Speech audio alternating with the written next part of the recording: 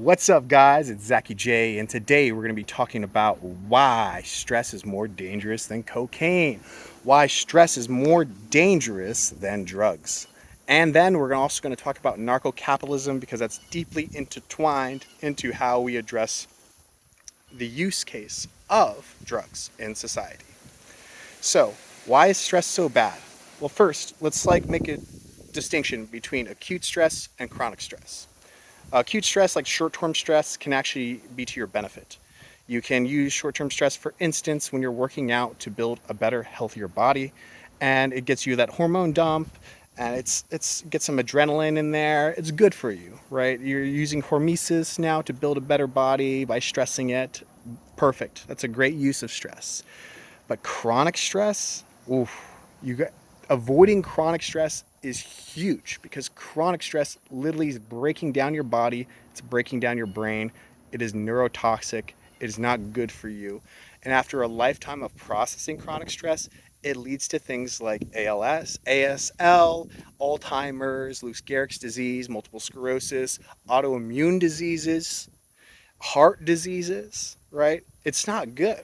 It's not good. And if you've ever been stressed, you probably have noticed, for instance, like a very basic thing that happens to people that can get very stressed is like they just break out in acne, right?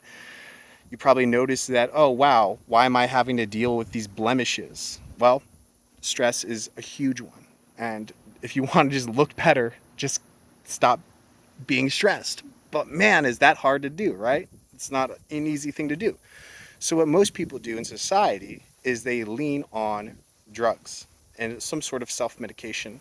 And maybe it's consciously aware of the fact that they're doing it, or maybe it's unconscious because it's like societal programming, right? Happy hour is a perfect example of societal and cultural programming. You are spending an hour or two or three with some people drinking after business, maybe at a meetup, and that is it's a good balance if it's just those 3 hours. But obviously now if you're spending a lifetime drinking too, well, there's problems there too. But when I think about it, I think about, okay, liver disease is pretty bad, right? And alcohol can destroy a lot of your social life, and same thing with many of these other drugs as well. But what's worse, rehab and liver disease, or say like Alzheimer's or multiple sclerosis, right?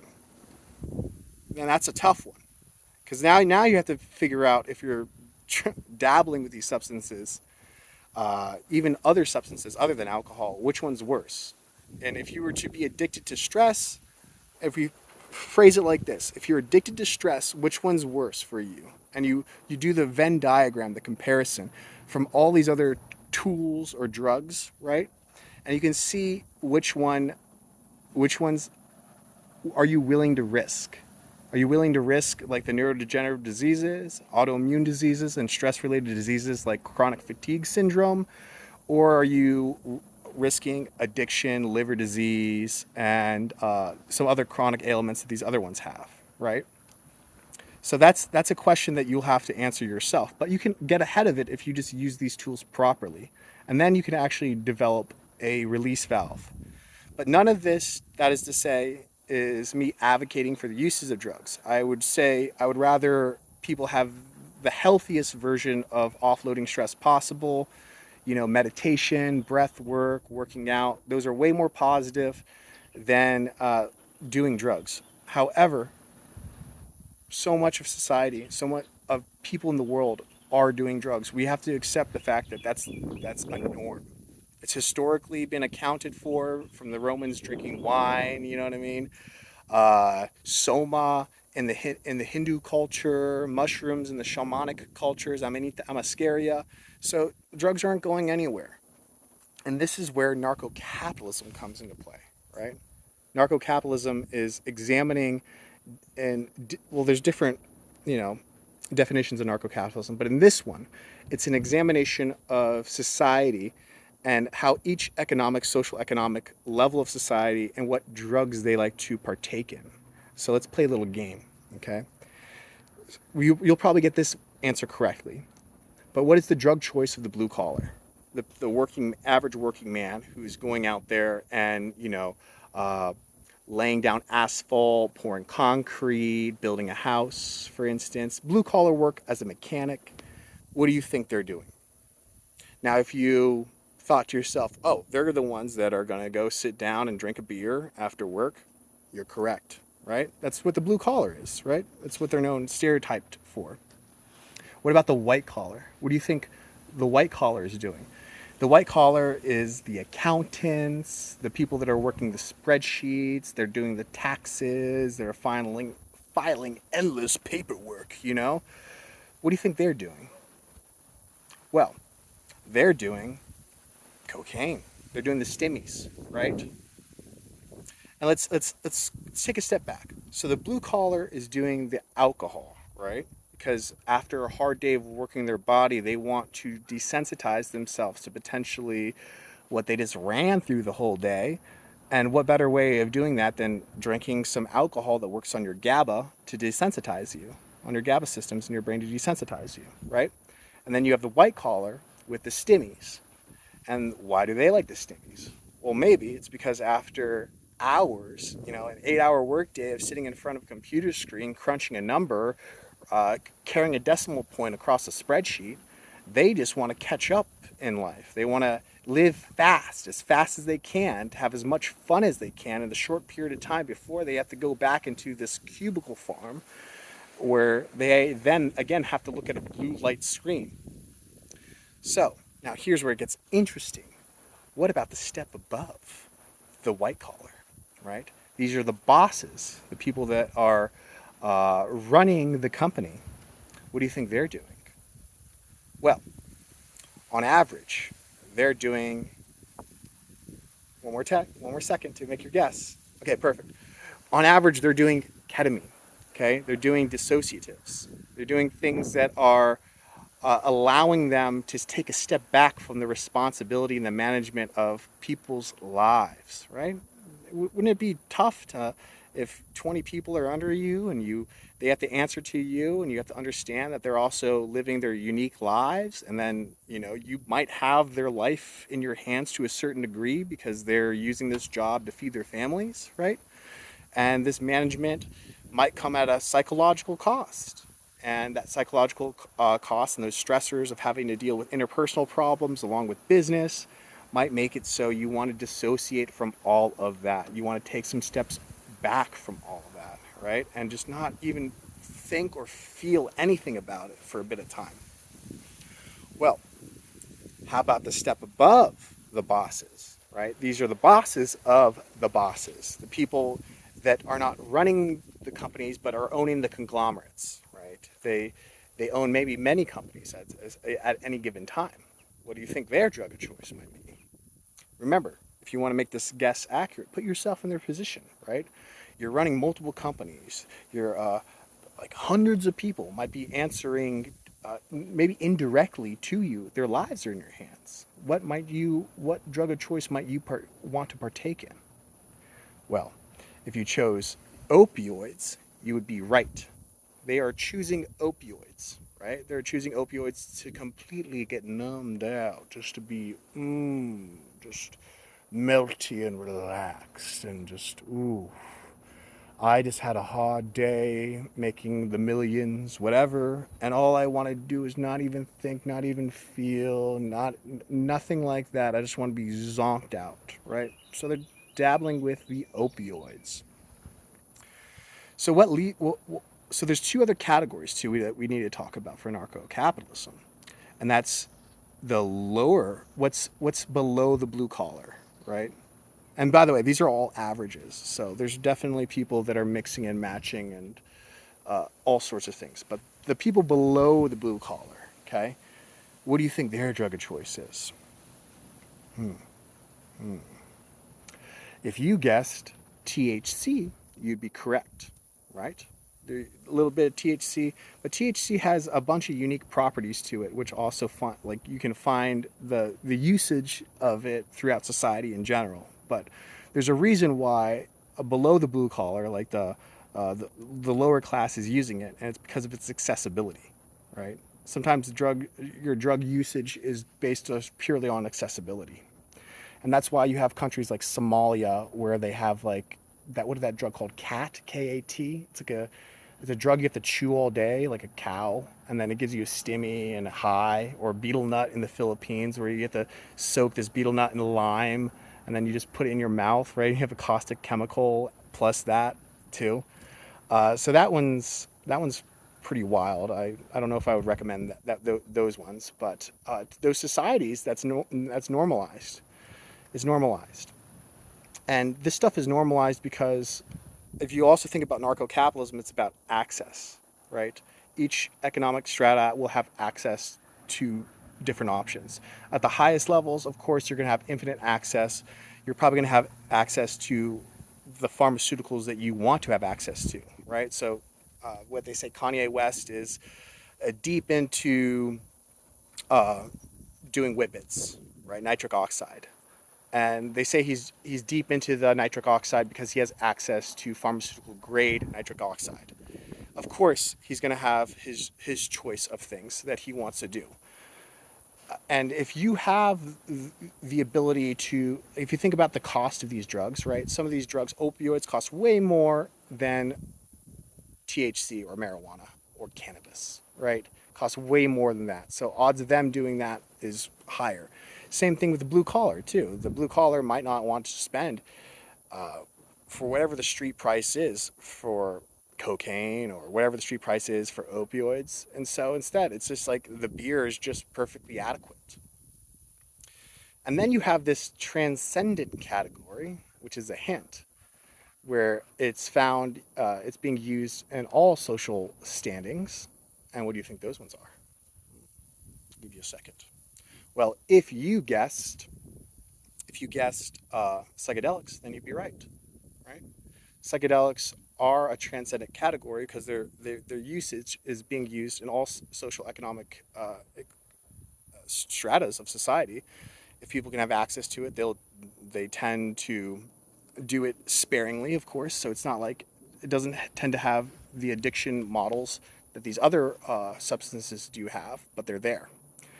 So by looking at this, we're seeing that culturally and societally, we're using drugs anyways, and it tends to be used as a relief valve. So that's why we have to understand how to use them properly. Because if we're going to be using these relief valves and you're going to be self medicating to any certain degree or culturally medicating just so you can engage in culture, at least you should know how to use them so they're the least damaging to your body, because your health bar is so important. Your health is the one thing that is going to stand with you, and if you're standing with it, well, that's perfect. So for instance, we talked about alcohol and how it works on your GABA. We talked about, the cannabinoids work on the THCs working on your cannabinoid receptors, and we just talked about ketamine. So ketamine works on your glutamate receptors in your brain, and your brain is processing chemicals, and there's too much of this glutamate in your receptors can lead to the neurodegenerative diseases, and too little of it can lead to depression, schizophrenia, for instance. So there is a sweet spot that your brain is already naturalized to, that hopefully that you don't need to do any other substances, but if you're going to be doing them, then know why. So we have all these recreational use cases for these drugs, but you also have therapeutic use cases for these drugs. And ketamine, psychedelics, MDMA have therapeutic aspects to them. So let's explore why they're therapeutic. So ketamine is therapeutic because it's stopping the uptake of glutamate for your brain processing that, and that can give you a chance to it's not only anesthetizing your body, it's like completely relaxing. It's been used for like surgeries, right, for ketamine, and it's completely anesthetizing your body and stopping the processing of this glutamate, which, if you are chronically stressed, your brain is chronically signaling with this glutamate in your receptors, right? And too much of it is actually signaling cell death, right? If you're chronically signaling this glutamate in your system, it your brain can be interpreting it depending on the context of how you're living as cell death.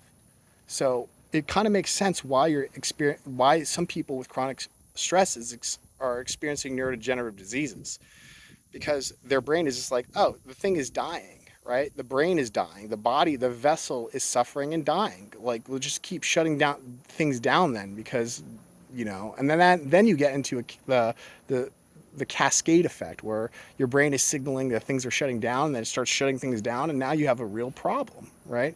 So you take some therapeutic ketamine, it resets your system, it stops the uptake for a while, and most importantly, it's completely relaxing your body but through the anesthetizing effects.